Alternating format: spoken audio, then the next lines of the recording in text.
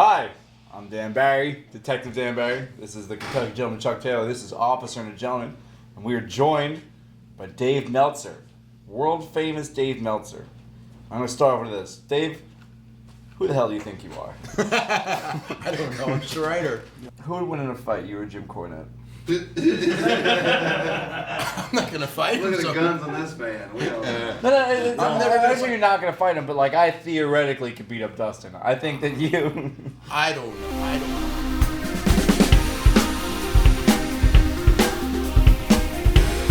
Like, I mean, with your athletic stuff, like just you know, is like, to me, just like completely blows me away. You have like a body control that like, it's like, you know what I mean? Isn't it frustrating? Yeah. Well, it upsets me when I watch it. Well, thank God. If I was a wrestler and I looked at you, I would go like, "This just isn't fair." Here's what I do. This is honestly, We plot his murder constantly.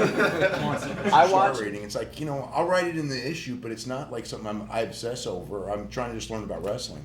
It's because to me, it's like the reason the star rating system works is because it's like this sort of like lack of attention span.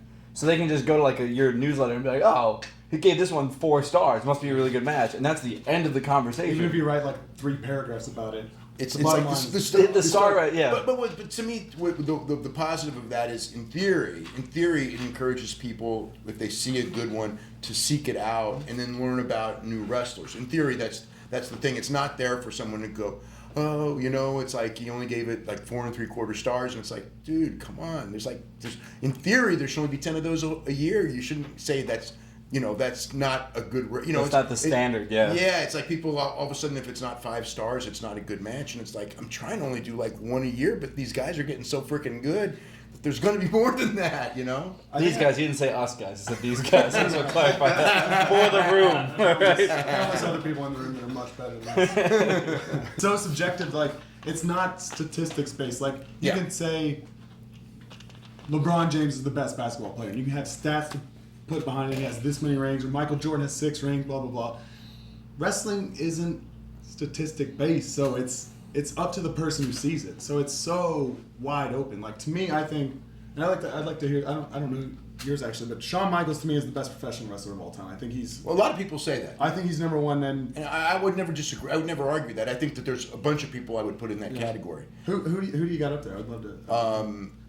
Dan Bailey. Just say it out loud, Dan Bailey. I mean, I always was a big fan of Kobashi and Ric Flair. It's his nickname for me. You know, Shawn Michaels. Promoters could do now that would sort of like increase fan interest or increase attendance is what I guess key, because attendance equals money if you really think about it. What do you think something that promoters are not doing now is that they should be doing moving have the forward? Bucks on every show. That would help out. My name's not the Bucks. Dan Bailey on every show. Thank you, man. Well, I mean, the problem is that you have to have you have to get a loyal clientele, but God, it's hard to expand from there when you don't have television. Although the internet's changed it a little, but still the internet, it's like.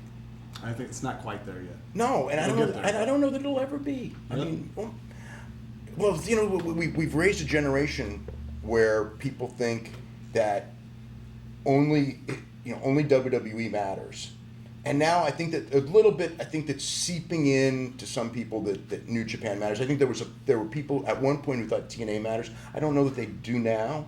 You know. You know what I mean?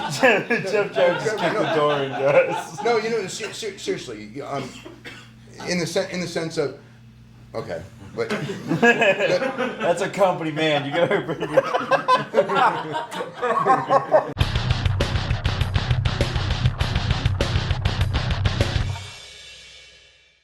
All right, walk me through your arm day. I want to hear about it.